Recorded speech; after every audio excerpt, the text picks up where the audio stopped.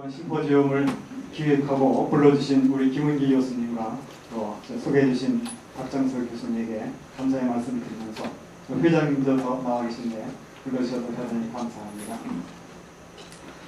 네, 제가 오늘 발표할 말씀은 그 천연 항산화 신소재와 기능성 화장품. 그래서 사실은 기능성 화장품 쪽에 일한 것이 한 1년밖에 되지 않았고 그동안 천연물에서 항산화 소재를 찾는 일을 쭉 해왔기 때문에 저희들이 얻어진 항산화 소재들이 기능성 화장품으로 응용이 가능할 것인가 그런 일들을 최근에 한 1년 정도 해왔기 때문에 최근에 얻어진 결과들을 중심으로 간략하게 말씀하겠습니다. 그러니까 그 학생들이 굉장히 많으신 것 같아가지고 먼저 이해를 돕기 위해서 전반부에 항산화 소재와 프리레디칼에 대해서 간략하게 말씀을 드리고 그 다음에 기능성 화장품으로의 응용에 대해서 계속해서 말씀을 드리도록 하겠습니다. 다음 슬라이드. 네, 이 슬라이드는 제가 항상 보여드리는 슬라이드는 저희 연구실의 그 홈페이지에 나와 있는 첫 페이지를 따왔습니다. 우리 인체는 잘 아시다시피 항상 옥시단트와 엔티옥시단트의 끊임없는 시소개미 연속이다 이렇게 볼 수가 있을 것 같습니다. 옥시단트가 굉장히 많아지면 여러 가지 질병이 원인이 되고 반대로 엔티옥시단트가 많아지면 여긴 엔자임들이 있을 수도 있고 또 저분자 화합물들이 많이 있을 수가 있겠죠. 이런 것들이 많아지면 인체가 건강하지 않아요. 그래서 이 엔티옥시단트와 옥시단트의 끊임없는 시소개미 연속이다 이렇게 말씀을 드릴 수가 있겠고요. 다음 슬라이드는.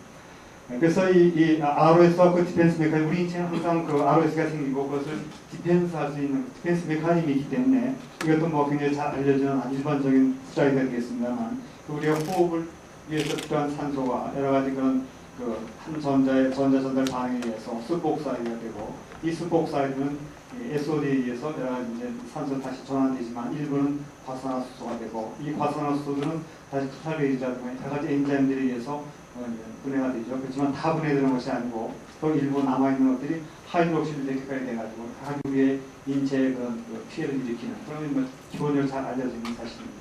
근데 이 하이드록실 레디칼은 사실 측정하기가 굉장히 어렵죠. 굉장히 순식간에 없어지기 때문에 그래서 저희들은 이 수복사의 레디칼을 측정을 함으로써 수복사 레디칼 스카벨리 액티비티가 어떤지 그런 것들을 저희들이 보는 그런 일을 해가면서 천연물로부터 저분자 항산화 소재들을 찾는 일을 계속해 왔습니다. 다음 슬라이드. 이것도 뭐 잘 알려져 있는 사실입니다만 이 산소의 소비량과 수용과의 관계를 50도로 나타내는 슬라이드가 되겠습니다.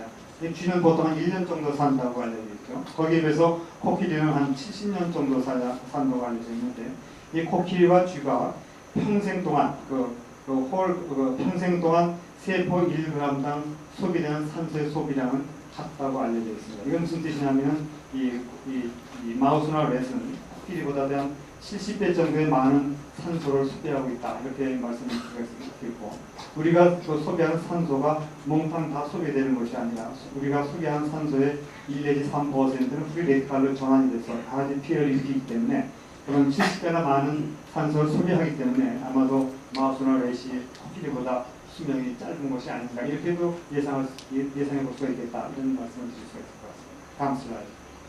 그래서 어떤 사람이 그걸 계산해 봤습니다. 이 성인 한 사람이 얼마만큼 많은 양의 수복사를 내는가를 계산해 보는 그런 데이터가 되겠습니다. 제가 한 것은 아니고 다른 사람이 그걸 제 인용을 하고 있는데 1kg, 그러니까 1분당 인체 1kg당 약 한 3.2G의 산소를 소비한다고 알려지고 있습니다. 이것을 이제 바로 계산이 가능하겠죠. 약 70kg 되는 바디매스를 가지고 있는 사람이 그럼 얼마만큼 하루에 산소를 소비하느냐 계산 산술적으로 계산하면 금방 나오니까요. 이렇게 하면 하루에 한 350리터 정도의 산소가 소비가 된다. 이것을 몰비로 계산하면 약 15몰 정도의 산소를 소비하고 있다.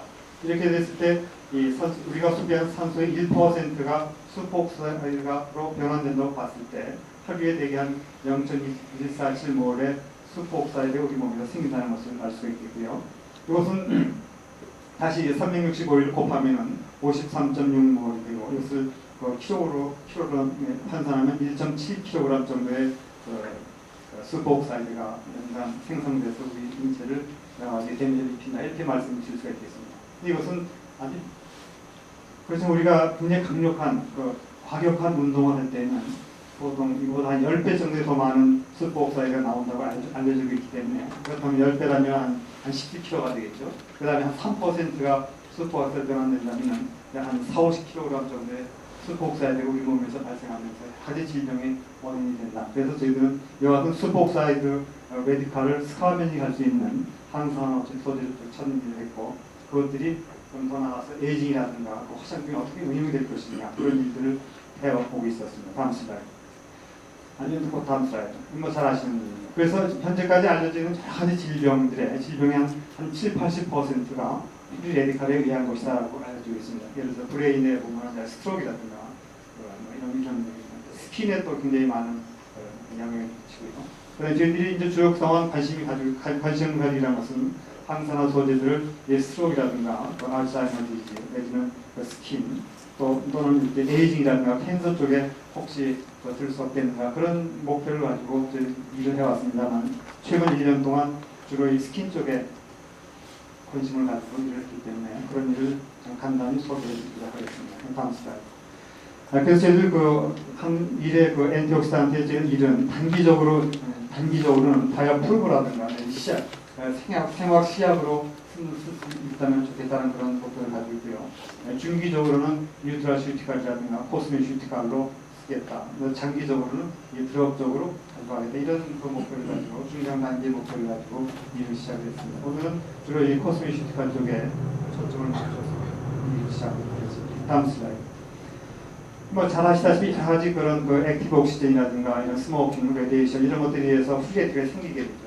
생긴 프리에티카는 다시 타켓 모레큐레에 약간 작용을 하고, 그래서 이것이 체인 옥시데이션이 되면서 데미지를 입고 여러 가지 질병, 에이징이라든가 캔서라든가 이런 질병의 원인이 되는데, 이와 같은 그런 액티브 옥시젠에 의해서 프리레디칼이 생기는 이 전 단계, 여기를 만약에 서프레스 한다면 이것은 프리벤티브 엔티옥시단트의 역할을 하고 있지 않겠나 보이고요. 이미 프리레디칼이 생겼을 때 체인 이니시에이션을 억제한다든가 내지는 좀 진행이 돼서 체인 프로파게이션을 억제할 수 있다면 이것들은 레디칼 스카멘징 엔티옥시단트로서의 역할을 한다고 볼 수 있겠고요.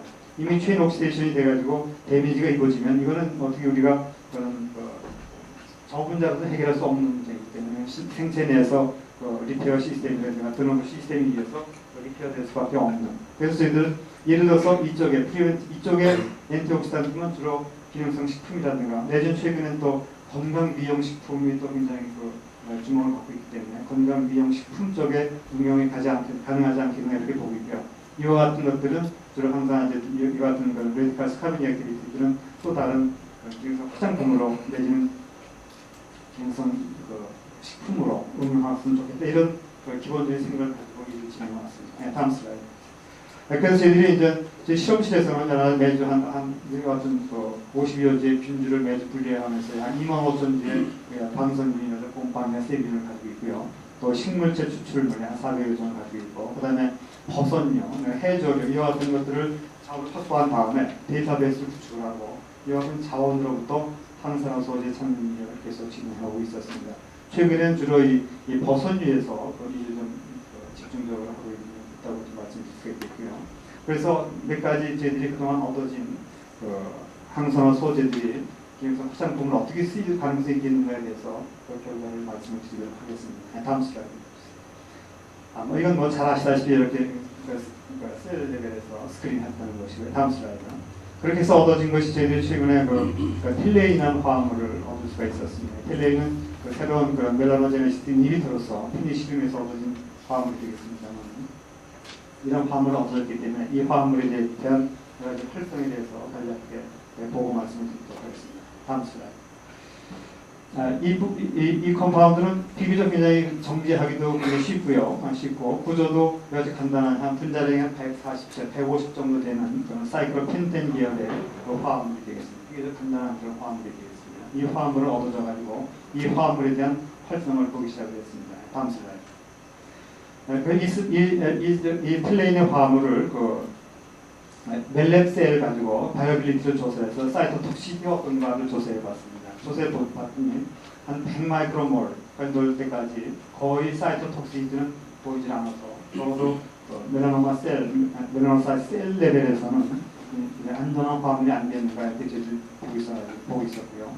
어쨌든 200까지 넣어도 이 사이토톡시스가 보이지 않는 그런 화합물인 것을 알 수가 있었습니다. 다음 슬라이드. 네, 그 다음에 이것은 이제 그러니까 멜렉스에서 여러 가지 그런 4일 동안 키운 다음에 이 사진을 띄워봤습니다. 컨트롤이 되겠고 10마이크로몰, 25, 50, 75, 100마이크로몰 넣는데 약 10마이크로몰 넣으면서부터 이 멜라노사이트 미백효과가 나타나기 시작하는 것을 확인할 수 있었고요. 그 다음에 이것은 당연한 결과가 되겠습니다만 멜라닌 컨텐츠를 보면 멜라닌 컨텐츠도 되게 농도 의존적으로 떨어졌어요. EDPP가 한 20 내지 30 정도 EDPP를 보이고 있다는 말씀을 드릴 수 있겠습니다. 그 다음에 셀 수준에서의 타이로시네이즈 활성을 보면은 이와 똑같이 그냥 농도 의존적으로 타이로시네이즈 활성이 저하되는 걸 볼 수가 있었고요. 근데 재미있는 것은 이것은 그 셀 레벨에서의 타이로시네이즈 활성은 여기 깨끗하게 보이지만서도 셀 프리 조건에서의 타이로시네이즈 활성은 거의 200 마이크로몰까지 넣어도 타이로시네이즈 활성은 거의 나타나지 않는, 그래서 셀 레벨에서의 타이로시네이즈 활성은 보이지만 셀 프리에서는 거의 보이지 않는다는 말씀을 수 있을 것 같습니다. 네, 다음 슬라이드. 그래서 왜 그럼 이와 같은 효과가 나타나는가에 대해서 메커니즘을 확인하기 위해서 정리를 해봤습니다. 그것은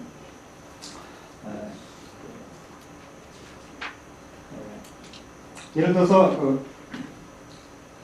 여기 보시면은 그 AKT 포스포 스페시픽 AKT 활성은 초기부터 이제 6시간 동안 확인을 했습니다만 6시간이 지나도록 거의 변함이 없이 되게 비슷한 그런 활성을 보이고 있어가지고 스페시픽 AKT에는 전혀 관여하지 않는 화합물이라는 걸 확인할 수가 있었고요. 또 뿐만 아니라 포스포 크랩 사이클 쪽에서는 포스포 크랩 단백질에도 거의 영향을 보이지 않는 그런 확인할 수 있었습니다. 그럼에도 불구하고 포스포스페이스 어울코 활성을 보니까 어울코는 벌써 2분만 지나면 벌써 한 5-6배 정도 뛰기 시작을 해요. 조금 물론 줄어들지만서도 되게 한 3배 이상 어울코 활성이 액티베이션이 되는 걸 확인할 수 있었고요. 그 반대로 MITF 활성을 보니까 점차 줄어들기 시작해서 1시간 지나면서부터 한 반으로 줄어들고 한 6시간 지나니까 한 80%가 줄어드는, 그래서 이 화합물은 어울크를 액티베이션 시켜가지고 MITF를 다운 레귤레이션하는 그러한 화합물이라는 것을 확인할 수 있었습니다. 다음 슬라이드. 그래서 이제 비식된 멜라노스 셀에다가 리스포레스 리포터 플라스미드를 트랜스팩션 시켜가지고 정말로 다운 레귤레이션 하는가 그런 데이터가 되겠습니다. 리스포레이스 액티비티를 봤는데 역시 마찬가지. 이건 아까 처음에 보여드린 멜라닌 컨텐츠와 거의 유사하게 같은 유사한 패턴으로 이렇게 루시포리에스가 활성이 줄어드는 걸 확인해가지고 이것은 MITF를 조절하는 다운 레귤레이션 함으로써 미대 활성이 있는 화합물이다 라는 것을 확인할 수 있었고요. 그걸 다시 한번 재확인하기 위해서 이건 뭐냐면 이 PD 9805 이것은 얼크의 저해 물질로 알려져 있는 그런 화합물이 되겠습니다. 여기 보시는 것 같이 이걸 처리하지 않으면은 얼크 활성은 한 3배 정도 증가가 되고 있죠. 거기에 따라 가지고 MITF가 여기 한 6시간 지나면 거의 소실되는 그런 걸 볼 수가 있는데 얼크 2비트를 치니까 이것이 한 3배씩 올라가면 한 반 정도 다운되고 그 다음에 MITF가 되살아나는, 물론 완전히 되살아나지 않습니다만 되살아나는 그런 데이터를 우리가 얻을 수가 있어가지고 분명히 텔레인 화합물은 얼크를 액티베이션 시켜가지고 상대적으로 MITF를 다운 레귤레이션에서 리드의 효과가 있는 화합물이라는 것을 확인할 수가 있습니다. 다음 슬라이드. 그래가지고 여러 가지 그런 또 타이로시네이즈 활성을 봤더니 이것은 역시 마찬가지로 100마이크로몰 처리했습니다만 타이로시네이즈 활성은 보이지 않는. 다음 슬라이드. 그래가지고 저희들이 얻은 이 화합물, 텔레인 화합물은 결국엔 타이로시네이즈가 가는데 3가지 경로가 있다고 알려지고 있는데 하나는 AKT를 통과하는 경로가 있고 또 하나는 크랩 단백질을 통하는 경로가 있고 또 하나는 얼크를 통하는 경로가 있는데 저희들의 화합물은 이 AKT라든가 크랩은 전혀 관여를 하지 않고 이 얼크와 관련되어 있는 것 때문에 이 패스웨이를 통해서 MIT까지 가서 이것이 디그라데이션이 되면서 결국엔 타이로시네이스 활성을 보이지 않는, 그렇기 때문에 셀 레벨에서는 타이로시네이스 활성을 보이고 미백 활성을 보이지만 셀 프리 레벨, 엔자임 레벨에서는 보이지 않는 이유가 바로 여기 있다. 이렇게 저희들이 판단을 하고 현재 이 화합물의 대량으로 생산해서 인비고 독성 실험하기 위해서 이제 유기 합성을 진행되고 있는 그런 situa입니다. 다음 슬라이드. 이건 그냥 넘어가시죠. 다음 슬라이드. 그래서 다음 슬라이드. 그래서 되게 합성이 거의 끝나가지고 다음 주부터 독성 실험을 시작하겠다 이렇게 생각하고 있습니다. 네, 또 하나 좀 얘기 좀 바꿔가지고 이제 또 하나 저희들 유피니시륨이라는 균주로부터 새로운 멜라닌 바이오신데시스 이미터로서 찾은 엔티옥시단트. 그래서 저희들이 이름을 멜라노신이라는 화합물의 명을 저희들이 명명해서 보고한 적이 있습니다만 이 화합물에 대해서 간략한 소개 말씀을 드리도록 하겠습니다. 다음 슬라이드. 이것은 균주 동정하기 위해서 여러 가지 배지 조건에 따라 가지고 균주 동정을 한 그런 데이터가 되겠고요. 다음 슬라이드로. 이것도 마찬가지. 그래서 최종적으로 저희들은 이 멜라노신을 생산하는 화합물이 유피니시륨, 쉘레아이라는 그런 균주라는 것을 동정했고요. 다음 슬라이드. 그래서 이 유피니시륨의 균주를 컬처해서 이 컬처로부터 보시는 바와 같은 정제 과정을 거쳐서 최종적으로 4개의 화합물을 저희들이 얻을 수가 있었습니다. 이 4개의 화합물을 얻어서 이것이 멜라노에 관련된 화합물이기 때문에 멜라노신이라는 명명을 해서 멜라노신 A, B, C, D라고 명명을 했습니다. 다음 슬라이드.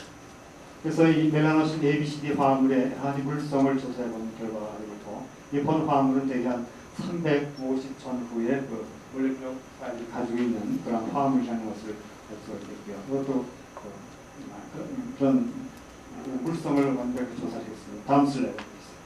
그 다음에 이제 NMR과 메시지에서 여러 가지 구조 분석을 마무리했는데 보시는 바와 같이 프로톤과 카본이 전혀 모순 없이 이와 같은 화합물이라는 것을 확인할 수 있었는데 이 멜라노신 A 화합물은 여기 이소나이트릭에 가지고 있는 그런 화합물이 되겠고요. 다음 슬라이드.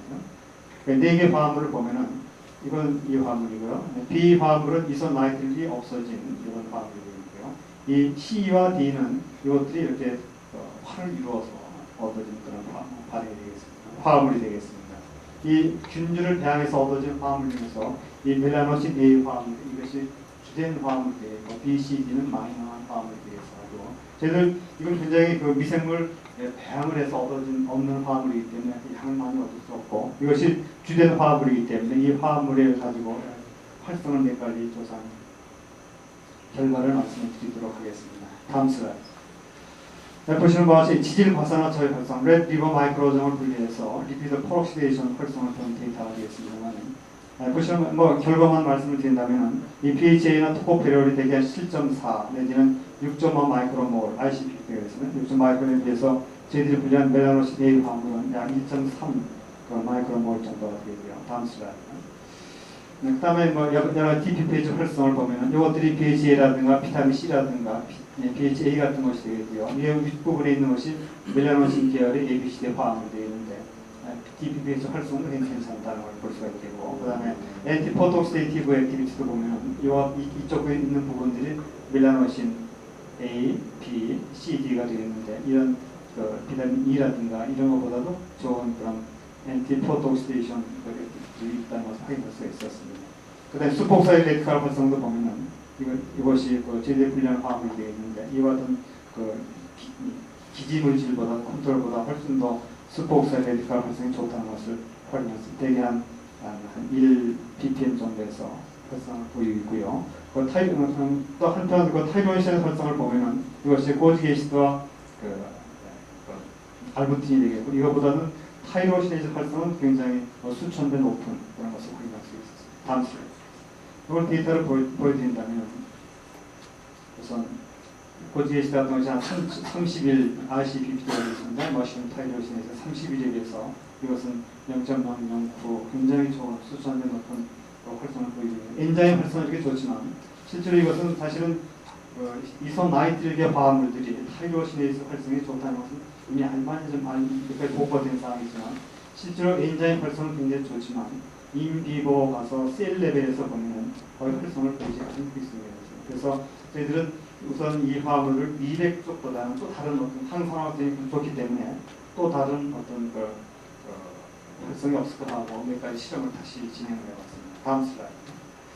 그래서 이제 뭘 봤냐면 휴먼 케라티노사이트를 가지고 여러 가지 그런 주름 쪽의 활성이 어떻게 있는가를 본 데이터가 되겠습니다. 그래서 MMP9의 익스프레션 UV 일 다음에 여기 MMP9의 익스프레션에 얼마큼 영향을 미치는가를 본 데이터가 되겠습니다.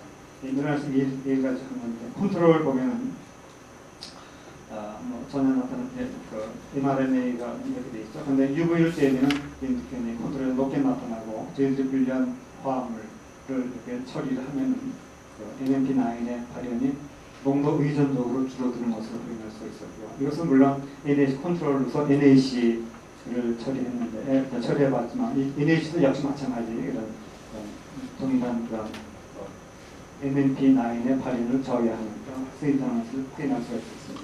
다음 슬라이드. 그래서 이거는 이제 아까 건 이거는 mRNA 수준에서 봤지만 이것도 마찬가지 똑같이 농도 의존적으로 멜라노신 A에 의해서 MMP9의 발현이 줄어드는 걸 다시 한번 제가 확인하던 데이터가 되겠고요. 다음 슬라이드 보세요. 그래서 이제 누드 마우스 가지고 헤어리스 마이스 가지고 저희들이 이제 스킨의 스키네스를 조사해봤습니다. 이 부분이 컨트롤이고요. 컨트롤 내지는 멜라노신 A 단독만 처리하는 것이 되겠습니다. 거의 변함이 없겠죠. 거기에 대해서 UV를 쬐니까 이렇게 점점 두꺼워지는 그러니까 10주간 실험을 했습니다만 스키네스가 올라가는 그런 게 대해서 저희들이 분리한 멜라노신 A 컴파운드를 처리하니까 같이 물론 더 줄어들었으면 좋겠습니다만 이 정도의 스키네스의 저하 효과가 있다는 것을 확인할 수가 있었습니다. 다음 슬라이드. 그 다음에 이것은 링클의 그레이드를 다시 한번 조사해본 데이터가 되겠습니다. 컨트롤과 그 다음에 이것 또 하나는 멜라노신 A 단독 처리하는 것이 되겠습니다. 전혀 변화가 없겠죠. 거기에 대해서 UV를 처리하면 주름이 이렇게 많이 생기게 되겠습니다. 거기에 따라서 저희들이 분리한 이 화합물을 처리했을 때 거의 주름이 많이 줄어드는 통계적으로 유의성 있게 줄어드는 그런 데이터를 저희들이 얻을 수가 있었습니다. 다음 슬라이드.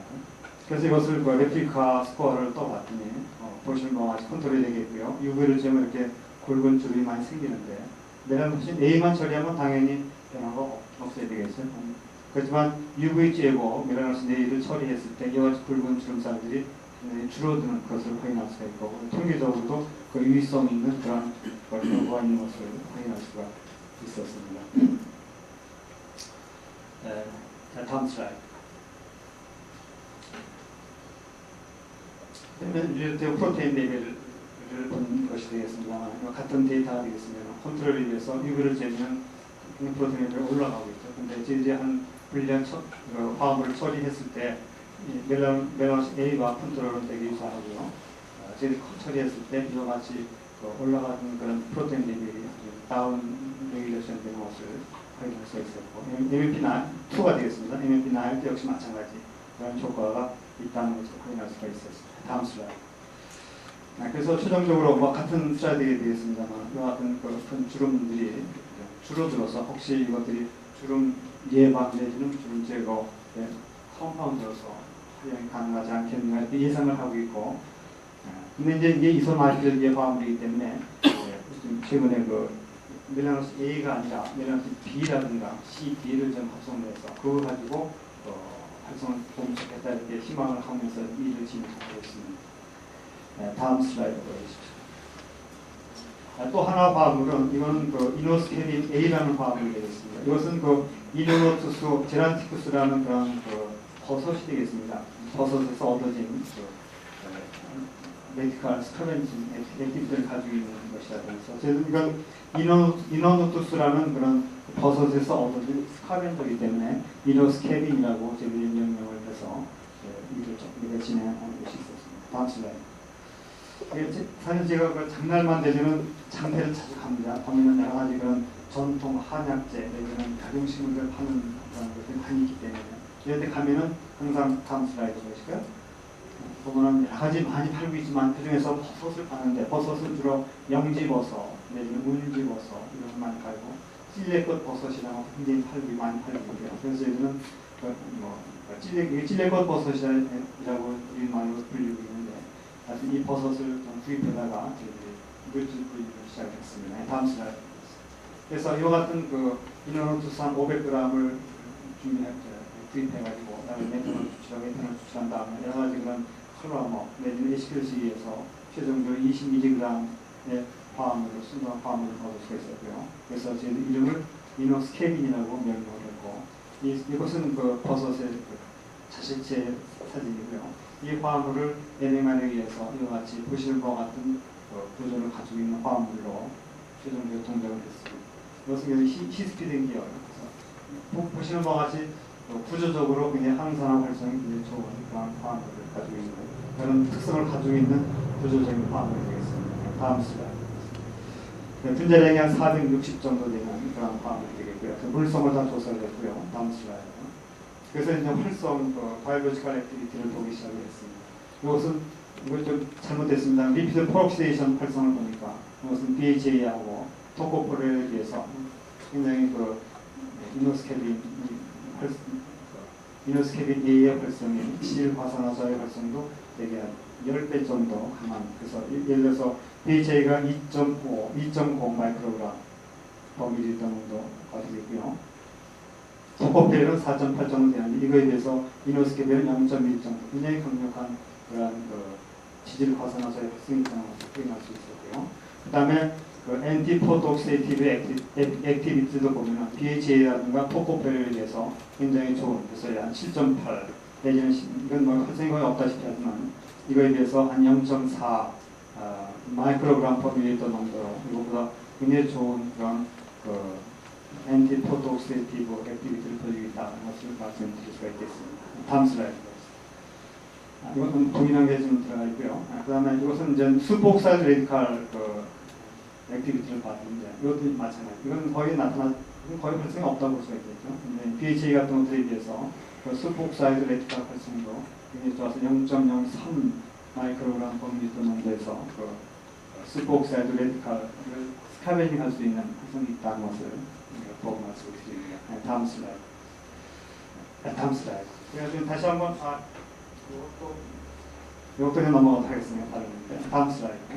그래서 이제 ESR로 정말로 이게 슈퍼옥사이드 레디칼을 처리하는지 ESR을 다시 한번 확인해 보는 기회가 되겠습니다. 컨트롤에 비해서 약 1 마이크로몰 처리하면 많이 줄어들었죠. 4 마이크로몰 처리하면 더 많이 줄어드는 걸 보면서 이 화합물은 굉장히 하이드록실 레디칼을 저해하는 그런 화합물이다 하는 것을 이제 확인할 수가 있었고요. 다음 슬라이드. 그 다음에 이제 슈퍼옥사이드 레디칼 스카베징 액티비티를 본 데이터가 되겠습니다.